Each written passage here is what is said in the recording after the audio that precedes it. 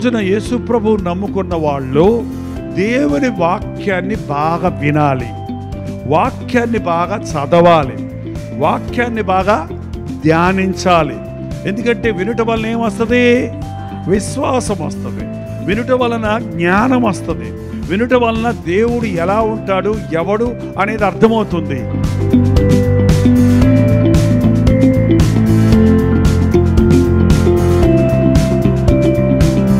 ఏ రోజు అవసరత ఆ రోజు తీర్చేవాడిగా ప్రభు మనకు ఉన్నాడు. అయితే ఇంతకంటే ప్రశస్తమైంది ఏంటంటే పరలోక రాజ్యము గురించి మనం సిద్ధపడాలి. పరలోక రాజ్యం సమీపిస్తుంది కనుక మారు మనసు పొందాలి, మనసు మారాలి. మతం మారటం కాదు ముఖ్యం, పేరు మార్చుకోవటం కాదు ముఖ్యం, పద్ధతులు మార్చుకోవటం కాదు ముఖ్యం. ఏం మారాలి? మనసు మారాలి.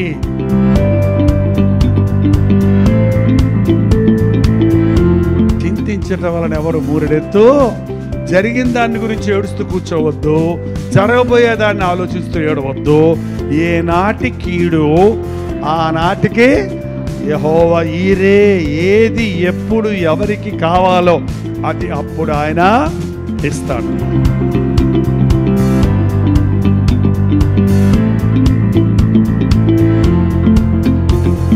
ఈరోజు నా భారాలు, నా సమస్యలు ఇక్కడ విడిచి ప్రభువు నామంలో నేను కడగబడాలని, స్వస్థత పొందాలని, ఆయన ఇచ్చే రక్షణ పొందాలని ఆశపడుతున్నాను. నేను ఇక్కడి నుంచి వెళ్ళినప్పుడు ఒక క్రొత్త జీవితాన్ని యేసయ్య కొరకు, పరిశుద్ధమైన జీవితాన్ని, దుఃఖరహితమైన జీవితాన్ని, సంతోషభరితమైన జీవితాన్ని నేను జీవించాలని ఆశపడుతున్నాను అన్నవాళ్ళు మాత్రం హల్లెలూయా చెప్పండి.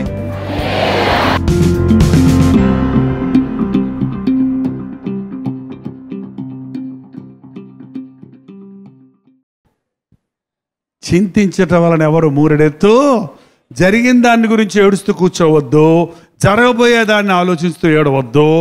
ఏ నాటి కీడు ఆనాటికి యెహోవా ఈరే, ఏది ఎప్పుడు ఎవరికి కావాలో అది అప్పుడు ఆయన ఇస్తాడు. ఆకాశ పక్షులను చూడండి, అవి విత్తవు, కోయవు, కూర్చుకొనవు, గాదెలు గట్టి కూర్చుకొనవై, కానీ వాటిలో ఒక్కటి కూడా పస్తు ఉండదు. 2 కాసులు కమ్మబోయే పిచ్చుకల్ని గమనించిన దేవుడు తన ఆకారంలో, తన స్వరూపంలో చేసుకున్న నిన్ను ప్రేమించడా? నీ అవసరతలు తీర్చడా? నా నీతిని, నా రాజ్యాన్ని మొదట వెతకండి, అప్పుడు ఇవన్నీ మీకు అనుగ్రహించబడతాయి. నువ్వు ప్రభువు నమ్ముకుంటే మీ ఇంట్లో, మా ఇంట్లో నేను ప్రభువుని నమ్ముకున్నాను అన్న వాళ్ళు చేయి చూపించండి. చాలా వందనాలు, అందుకే వచ్చారు ఇక్కడికి. మా ఇంట్లో ప్రభువుని ఎరగని వాళ్ళు ఉన్నారు అన్నవాళ్ళు చేయి చూపించండి. వందనాలు చెప్పండి. నేను, మా ఆయన, మా పిల్లలు అందరూ ప్రభువుని నమ్ముకున్నామన్న వాళ్ళు చేయి చూపించండి. అందరు ఇక్కడ ఉన్నామన్న వాళ్ళు చేయి చూపించండి. మా ఇంటిలో మారని వ్యక్తి ఉన్నాడు అన్నవాళ్ళు చేయి చూపించండి. ఓకే, చాలా వందనాలు తెంపండి. మీరేం చేస్తున్నారు వాళ్ళ కోసం? ఎప్పుడు చేశారు? మారాడా మీ ప్రార్థన నాకు దేవుడు? మార్చారా వాళ్ళు? మరి మార్చబడకుండా ఏం చేస్తున్నారు మీరు? ఇంకా ప్రార్థన చేయటం ఎంత ముఖ్యమో వాళ్ళకి యేసు ప్రభువుని గురించి వినిపింపజేయాలి. కలవరి దర్శనం టీవీ కార్యక్రమాలు ఒక సహోదరి చూస్తుంటే వాళ్ళ ఆయన తిడతా ఉండేవాడంట. తిడుతుంటే దొంగచాటుగా చూడటం మొదలుపెట్టిందంట. ఒకరోజు ఆమెకి పెళ్లి రోజు వచ్చింది. ఏం కావాలి నీకు పెళ్లి రోజుకి? కాసుల పేరు కావాలా, పొట్ట చీర కావాలా అని ఆయన అడుగుతుంటే ఆయన అన్నాడట, నాకు ఏం వద్దండి, కలవరి దర్శనం టీవీ ప్రోగ్రాం ఒక్కసారి చూడండి అన్నాడట. అందంట ఆమె. ఇది బాగా చీపుకుందే, డబ్బులు ఖర్చు లేకుండా అని చెప్పి సరేలే అన్నాడంట. సరిగ్గా కూర్చున్నారు. 7 గంటలకు కలవరి దర్శనం కార్యక్రమం పెట్టారు. ఆ రోజుల ప్రసంగం దేవుడు వాళ్ళ కోసమే భార్యాభర్తల ప్రసంగం వచ్చింది. అందులో భార్య ఎలాగ ఉండాలని చెప్పింది, భర్త గురించి చెప్పలా. భార్య ఎలా ఉండాలని చెప్పగానే మధ్యలో చూస్తూ చూస్తూ ఇను అది ఆ రోజు నుంచి 7 గంటలు అయ్యేటప్పటికీ ఆమె ఎంటుంటే ఏమనేవాడు కాదంట, వెనక నుండి నేను కూడా ఇంటుండేవాడంట. ఎప్పుడన్నా ఒకరోజు పెట్టకపోతే అదేదో వస్తుంది కదా పెట్టలేదే అనేవాడంట. కొన్ని రోజులు అయ్యేటప్పటికి అలా వింటూ ఉండగా దేవుని వాక్యం, ఓహో దేవుడంటే ఇదా, భార్య అంటే ఇలా ఉండాలా, భర్త అంటే ఇలా ఉండాలా, యేసుప్రభు అంటే ఇంత గొప్పవాడా అని వింటుండగా ఆయనకి అర్థమైంది. తర్వాత ఏం చేశాడంటే వెనక నుంచి వినటం కాదు, ఇద్దరు కలిసి కూర్చొని వినటం ప్రారంభించారు. ఇద్దరు కలిసి నా దగ్గరకు వచ్చారు ఒకరోజు గెట్ టుగెదర్కి. వచ్చి సాక్ష్యం చెప్పారు. ఈ సాక్ష్యం నాకు ఏంటంటే, ఆయన అంటున్నాడు, అవునండి నేను మూర్ఖుడిగా ఒకప్పుడు యేసుప్రభు అంటే ఏంటో అనుకున్నాను, నా భార్యను ఆటంకపరిచాను. ఆయన వాక్యం విన్న తర్వాత నాకు అర్థమైంది, నేను కూడా యేసుప్రభుని నమ్ముకున్నాను. ఏంటండి, ఎందుకు నమ్ముకున్నాడు? యేసుప్రభుని గురించి తెలుసుకున్నాడు. మీరు మారని వారికి యేసయ్య ప్రేమను మీ బ్రతుకుల్లో చూపించాలి ముందు, తర్వాత ఆయన వాక్యం వినేటట్టుగా చెయ్యాలి, ఆయన సన్నిధికి తీసుకురావాలి. చాలామంది చెప్తుంటారు, ఏడమ్మా మీ ఆయన ఏడమ్మా అంటే రాడండి. ఏంటండి, సమరయ స్త్రీతోటి ప్రభు దగ్గర సమరయ స్త్రీ వచ్చినప్పుడు నాకు జీవజలాలు ఇస్తాను అంటే ఆయన నాకు ఇవ్వయ్యా అని అడిగితే ఏమన్నాడు ఆయన? నీ పెనిమిటిని పిలుచుకొని రమ్మన్నాడు. నా పెనిమిటి ఎందుకో నాకు ఇయ్యి అందా. ఏంటంటే నాకు పెనిమిటి లేడుగా అని అబద్ధం ఆడిందిలే అంటే అది వేరే కథ, ఇంకొక కథ. మనకు అంతమంది పెనిమిట్లు వద్దు, అంతమంది భార్యలు వద్దు, ఆ నరక యాతన అనుభవించనే వద్దు. ఏంటంటే మా ఆయనకి ఇద్దరు భార్యలు ఉన్నారని చెప్తున్నారు కొంతమంది. నిన్న చాలామంది సహోదరులు వచ్చారండి, చాలా బాధ వేసింది నా మనసులో. మా ఆయన ఇదిగోండి చక్కటి ఇద్దరు బిడ్డలను వదిలిపెట్టి నన్ను వదిలిపెట్టి పరస్త్రీతో దొరుకుతున్నాడండి, ఇంటికి రావట్లేదండి, డబ్బులు ఇవ్వటం లేదండి అని ఏడుస్తుంది. ఎంతమంది యవ్వనస్తులు అంటారు. ఇవాళ పురుషుడు విడిచిపెడితే చాలా జాగ్రత్త అండి. యవ్వన కాలములో భార్యకు ద్రోహం చేస్తే దేవుడు ఉత్తరవాదిగా ఉంటాడట.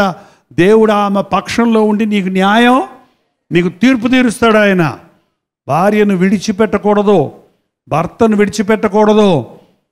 ఈ రోజుల్లో భార్యను విడిచిపెట్టే వాళ్ళకంటే భర్తను విడిచిపెట్టే వాళ్ళు ఎక్కువైపోయారండి. అమెరికా స్టైల్ వచ్చేసింది ఆంధ్రాకు కూడా.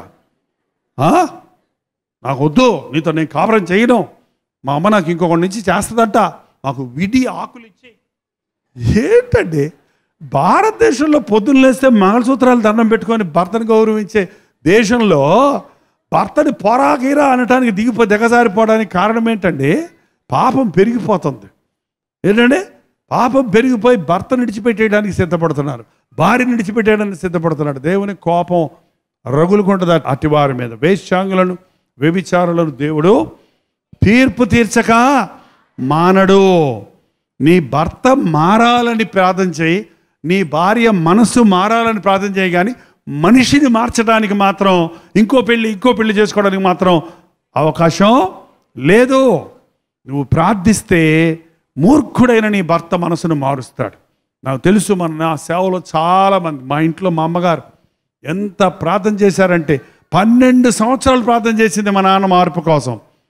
మా నాన్న ఇంజనీరింగ్ ఉండేవాడు, జోతాలు ఆడుతుండేవాడు, తాగుతుండేవాడు, కానీ మా అమ్మ ప్రార్థన చేస్తూ ఉండేది. ఒక రోజా 2 రోజులా? 12 సంవత్సరాలు. 8 మంది పిల్లలు మేము, నేను పెద్దోడిని. పిల్లలతో చక్కబెట్టుకుంటూ భర్తతో వేదన అనుభవిస్తూ ఎప్పుడు అమ్మగారింటికి వెళ్ళిపోతారో అనలేదు. అమ్మగారి ఇల్లు ఎక్కడ? కాపురమే. ఒకసారి వచ్చేసిందంట అమ్మగారింటికని. వస్తే మా తాతయ్య గారు అడిగారంట, ఏంటమ్మా వచ్చావంటే, ఆయనతో బతకలేకపోతున్నాను నాన్న, ఆయన తాగేస్తున్నాడు, కొట్టేస్తున్నాడు, ఇంట్లో బాధలు పెట్టేస్తున్నాడు అంటే మా తాతగారు అన్నారంట, దేవుణ్ణి నమ్ముకున్నాడు కదైనా, ఉండిపోమ్మా ఇక్కడే అన్నా, నేను చూసుకుంటానులేమ్మా, కేసు వేద్దాం కోర్టులో. ఇదొకటి. ఇప్పుడు భర్తను వదిలిపెట్టింది కాక మళ్ళీ కేసు. ఏంటంటే భర్త మీద కేసు, తండ్రి మీద కేసు, తల్లి మీద, ఆడపడుచుల మీద. అయ్యయ్యో పొద్దున 5 వచ్చారండి మొన్న గెట్ టుగెదర్లో ఎక్కడో. అయ్యా మా కోడలు చేసిన పనికి 5 ఏళ్ల నుండి తిరుగుతున్నామయ్యా కోర్టులు అమ్మట, 5 లక్షలు అప్పు అయిపోయామయ్యా. ఎంత అన్యాయం అండి ఇది, ఎంత అన్యాయం. నీ భర్త మీద గొడవ ఉంటే నీ భర్తతో తెలుసుకో, వాళ్ళ అమ్మ నాన్న దగ్గరికి మీరు ఎందుకు వెళ్తారు? అదేంటో మన భారతదేశంలో కోపం వచ్చిందంటే భార్య మీద వాళ్ళ అమ్మ నాన్న తిడతారు, పచ్చిబూతులు తిడతారు. నీ భర్తనుడే కదా, నీ భార్య మీద నీకు అధికారం ఉంది, వాళ్ళ తల్లిదండ్రుల మీద, వాళ్ళ అక్కచెల్లెల మీద నీకేం అధికారం ఉంది? ఎందుకు అలా మాట్లాడతారు? వాళ్ళ మనుషుడు ఫుల్గా సాతాను యొక్క అధికారంలోకి వెళ్ళిపోయారు, సాతాను ప్రభావంలోకి వెళ్ళిపోయారు. వారు ఏం మాట్లాడుతున్నారో వారికి అర్థం కావట్లేదు, వారు ఏం చేస్తున్నారో వారికి అర్థం కావట్లేదు. అలాంటి వారిని యేసు ప్రభు అక్కడే మార్చగలడు. బూతులు తిట్టే నాలుకను పాటలు పాడే నాలుకలుగా చేయగలడు ఆయన. భార్యాభర్తలు ఇద్దరు వచ్చారు మన విజయవాడలో. అయ్యా, నా భార్య నాకు విడాకులకి మేము అప్లై చేసాం, 5 రోజుల్లో విడాకులు వచ్చేస్తాయి అన్నారు. అప్పుడు వచ్చి మీ మాట మీ దగ్గర వచ్చి ప్రార్థన చేసుకున్నాను, తొందరగా నాకు నా భార్యకి విడాకులు దొరికేటట్టు ప్రార్థన చేయమని. నేను ఎడ చేస్తాను చెప్పండి అరగట ప్రార్థనలు? ఎడగొట్టడానికే మనం ఉన్నాం. యేసు ప్రభు జతపరిచేవాడు, సాతాను విడగొట్టేవాడు. తప్పయ్యా, ఇలా భార్యను విడిచిపెట్టకూడదు అని ప్రసంగం అది ప్రార్థన చేశాను. ఆ రోజు వాక్యం కూడా అదేనట. ఇంటికి వెళ్ళి విడాకులు వాపసు తీసుకున్నాడు, భార్య దగ్గరికి వెళ్ళి సమాధాన పడ్డాడు. ఇద్దరు మనసులు మార్చుకొని కుటుంబం కట్టుకున్నారు. దేవుడు వారి కుటుంబాన్ని దీవించి చక్కటి బిడ్డనిచ్చాడు. 5 నెలల బిడ్డతో భార్యాభర్తలు ఇద్దరు విడిపోదామని కోర్టుకెక్కి విడాకులు కూడా అప్లై చేసిన వాళ్ళు భార్యాభర్తలు బిడ్డనెట్టుకొని వచ్చి యేసు ప్రభు మా కుటుంబం కట్టాడు అని సాక్ష్యం చెప్పాడు. చూడండి, నీకు అలివిగాని విషయాలు, నీకు చేతగాని విషయాలు, నీకు కుదరదనుకున్న విషయాలను దేవుని దగ్గరకు తీసుకురండి. నువ్వు మార్చలేని మనుషులను దేవుని సద్దులో పెట్టి ప్రార్థించండి. 12 సంవత్సరాల తర్వాత మా నాన్న అద్భుతంగా మారాడండి అమ్మ ప్రార్థన వల్ల. అందువల్ల మేమందరం రక్షించబడి ఈ రోజున దేవుని సేవలో నేనున్న నా తమ్ముళ్ళు చెల్లెళ్ళు అందరూ దీవించబడ్డారు. ఎప్పుడు కూడా నీకు అసాధ్యమేమో కానీ దేవునికి అసాధ్యమైంది ఏది లేడు. నేను ఒక్కదాన్నే మారానండి, ఎవ్వరూ మారనంటున్నారండి మా ఇంట్లో అని చాలామంది సిస్టర్స్ చెప్తుంటారు. నేను అట్లాంటి వాళ్ళు గట్టిగా చెప్తాను, కఠినంగా. అసలు నువ్వు మారలేదమ్మా ముందు అంటాను. ఎవరిని నిన్ను చూసి మారటం లేదంటే అసలు నువ్వు మారలేదన్నమాట. నీలో యేసు ప్రభువును చూస్తే నీ దేవుడు నాకు కావాలని నీ చుట్టూన్న వాళ్ళ దగ్గరికి వస్తారు. నీ ప్రేమ చూసినప్పుడు, నీ క్షమాబుద్ధి చూసినప్పుడు, నీ సహనం చూసినప్పుడు, నీ ఓర్పు చూసినప్పుడు, నీవు ప్రభువుని నమ్ముకున్నాక నీలోకి వచ్చిన మార్పును చూసినప్పుడు నీ చుట్టూన్న వారు కూడా నీ దేవుడు కావాలని అడుగుతారు. ఈ రోజున గమనించింది ఏంటంటే, ఇంటికి ఒకడిని పెట్టుకుంటాడు సాతానుగాడు. ఎందుకు? కనీసం ఒకడిని. అందరూ మారారండి, ఒకడున్నాడండి అని చెప్తుంటారు. ఆ ఒక్కడిని సాతాను పెట్టుకుంటాడు. అందుకని మీరు ఎంత సంతోషంగా వాక్యం విని వెళ్ళినా ఆ ఒక్కడింటికాడు ఉంటే వెళ్ళినంటే ఏమైపోద్ది? మళ్ళీ గొడవలు, మళ్ళీ ఏడుపులు, మళ్ళీ గందరగోళం. ఏంటండి? అలాంటి మనిషిని మీ ఇంటిలో 4 మారితే 5వ వాడిని ఏం చేయాలి? మోసుకొని రావాలి. 4 పక్షవాతం కలిగి నడవలేడు కదా, మంచం మీద పడుకోబెట్టి 4 మూలల చచ్చినోడిని మోసినట్టు మోసుకొని తీసుకొచ్చారు. ఏంటండి? బతుకుండగానే మోయించుకుంటున్నారు కొంతమంది. చచ్చినప్పుడు చూడండి, నేను అప్పుడప్పుడు పాడిగట్టి తీసుకెళ్తున్నప్పుడు అనుకుంటా, ఈ మనుషుడు ఎంత చక్కగా నడుచుండేవాడు బతుకుంటే. ఇప్పుడు చచ్చినప్పుడు ఈయన్ని మోయడానికి ఎంతమంది కావాలి? 4 కావాలి. ఒకడు మోయలేడు. మనం 9 అంగుళాలు పాదాలు, 80 కేజీలు, 90 కేజీలు మోస్తున్నాయి మన శరీరాన్ని. మనం జీవంతో ఉన్నప్పుడు మనల్ని మనం మోసుకుంటున్నాం, మన పనులు మనం చేసుకుంటున్నాం. ఎప్పుడైతే జీవం పోయిందో అడ్డంగా పడిపోవాల్సిందే. నిన్ను మొయ్యాలంటే నీకు మళ్ళీ 4 కావాలి. కొంతమంది ఎలాంటి బాధకరమైన వ్యక్తులుగా ఉన్నారంటే, ఇంటిలో ఉన్న భార్యను పిల్లల్ని ఏడిపించేవాడిగా ఉన్నాడు. ఇంటిలో ఉన్న 4 కొడుకులు తల్లిదండ్రుల్ని బాధ పెట్టేవారిగా ఉన్నారు. ఎన్నో కుటుంబాల్లో ఇవాళ సమాధానం లేని పరిస్థితి కలుగుతూ ఉంది. పూర్వకాలం చెప్పేవాళ్ళు బెంగ అనేవాళ్ళు. ఆ బెంగకి ఇప్పుడు కొత్త మాట పెట్టారండి. అదేంటో తెలుసా? డిప్రెషన్ అంట. డిప్రెషన్ అంటే మానసికమైన రోగం. మానసికమైన రోగముతో ఈరోజు చాలామంది బాధపడుతూ ఉన్నారు.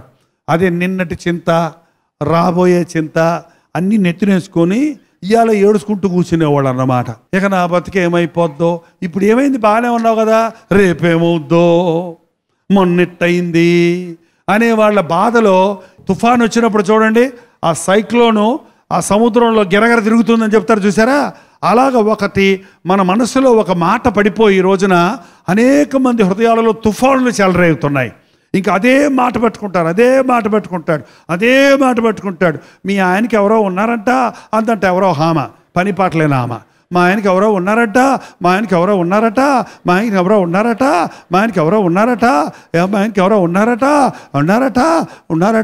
నన్ను వదిలేస్తాడట, నన్ను చంపేస్తాడంట, అమ్మో చచ్చిపోతా. ఇంక ఇదే దడ బీపీ వస్తుంది, షుగర్ వస్తుంది. ఏంటండి?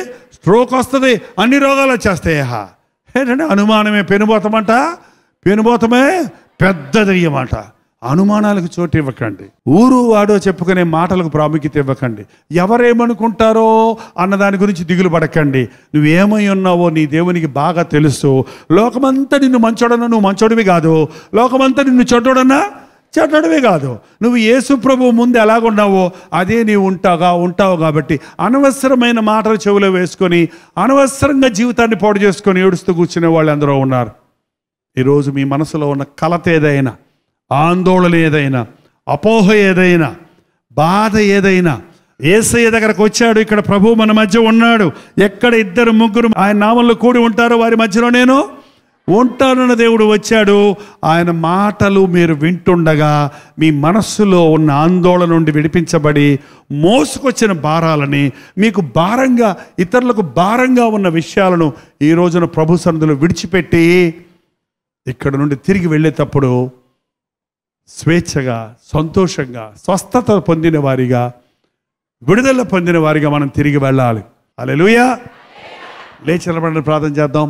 ఎవరికి తెలియకుండా చేసిన తప్పులు, రహస్యంగా చేసిన పాపాలు ప్రభు దగ్గర ఒప్పుకో. ఆ పాపం వల్ల నీ జీవితంలో దీవెన లేదు. నీ జీవితాన్ని చక్కబెట్టుకో. తాగుడుకు బానిసైన నీ భర్తను దేవుడు మార్చగలడని నమ్ము. నీ బిడ్డలను దేవుడు మారుస్తాడని చెప్పు. దేవా, నాకు విశ్వాసం ఉంది నాయనా, నా కుటుంబాన్ని కట్టయ్యా, నా బాధలు తీర్చయ్యా, నా కన్నీరు తుడువయ్యా, నా మనసులో ఆందోళన ఆయన, ఏదో ఒక భయం పట్టి పీడిస్తుందయ్యా, రేపటి గురించి చింతిస్తున్నానయ్యా, అనుమానాలతో భార్యాభర్తలుగా మేము గొడవలు పెట్టుకుంటున్నాం, మా మధ్యకు సమాధానం దయచేయి. నోరు తెరిచి ప్రతి వారు ప్రార్థన చేయండి. మీ బాధ ఏదో అది దేవునికి చెప్పండి. ప్రార్థన. పరిశుద్ధుడా, ప్రేమగల తండ్రి, నీ బిడ్డలు చేతులెత్తి నీ సహాయకుడిని, నీ సహాయకురాల్ని ప్రభువా నాకు సహాయం చేయమని చేతులు చాచుండగా నీ గాయపడిన హస్తాన్ని చాచి మమ్మల్ని లేవనెత్తయ్యా, మమ్మల్ని స్వస్థపరిచయ్యా, మమ్మల్ని ఆదరించు నాయనా, మమ్మల్ని బలపరచు తండ్రి, మమ్మల్ని నీ గుండెలకు హత్తుకొని ఓదార్చు నాయనా అని ఎవరెవరు నీకు మొరపెడుతున్నారో వారందరి జీవితాల్లో విడుదల దయచేయము. దురాత్మశక్తుల చేత పీడించబడుతున్న వారిని నాజరుడైన యేసుక్రీస్తు నామములో విడుదల చేయుచున్నాము నాయన. అనారోగ్యములతో వేదన పడుచున్న వారిని నాజరుడైన యేసుక్రీస్తు నామములో స్వస్థపరుచుచున్నాము తండ్రి. అది పక్షవాతమైనా, అది గుండెపోటైనా, అది షుగర్ బీపీలైనా, అది థైరాయిడ్ అయినా, అది గర్భకోశంలో ఫైబ్రాయిడ్స్ అయినా, అది కిడ్నీ సమస్య అయినా, అది లివర్ సమస్య అయినా స్వస్థపరిచే దేవుడు నీవే కదయ్యా. నిలువెల్ల నలగొట్టబడిన నీవు ఆయన పొందిన దెబ్బల ద్వారా మాకు స్వస్థత ఉన్నదని నమ్ముతున్నాము తండ్రి. స్వస్థపరిచి పంపించుము నాయన. పాపపు అలవాట్లలో ఉన్న వారి నాలుకలను పరిశుద్ధపరచు. బూతులాడే నాలుకను పరిశుద్ధపరచు నాయన. బలిపీఠమైన అగ్నితో మా పెదవులు కాల్చు నాయన. మా అపవిత్రమైన పెదవులను పరిశుద్ధపరచు తండ్రి. మా బ్రతుకులో మార్పుని ఇతరులు చూడాలయ్యా. నీ ఓర్పు, నీ సహనము, నీ ప్రేమ, నీ పరిశుద్ధత, నీ విశ్వాసము, నీ త్యాగము మా బ్రతుకుల్లో మేము చూపించడానికి సహాయము దయచేయి. ఎంతో ఆశతో వచ్చిన ప్రతి ఒక్కరూ ఈరోజు ప్రభువు నన్ను ఆశీర్వదించాడన్న సంతుష్టితో, ప్రభువు నా ప్రార్థనలకు జవాబులు ఇచ్చాడన్న విశ్వాసముతో తిరిగి వెళ్ళడానికి సహాయం చేయము. యేసుక్రీస్తు నామములో అడుగుచున్నాము తండ్రి. మన తండ్రి అయిన దేవుని యొక్క ప్రేమయు, కుమారుడైన క్రీస్తు యొక్క కృపయు, ఆదరణకర్త అయిన పరిశుద్ధాత్మ యొక్క సహవాసమును కూడి వచ్చిన మనందరికీ ఇప్పుడును సదాకాలము తోడై ఉండును గాక. ఆమేన్, ఆమేన్, ఆమేన్.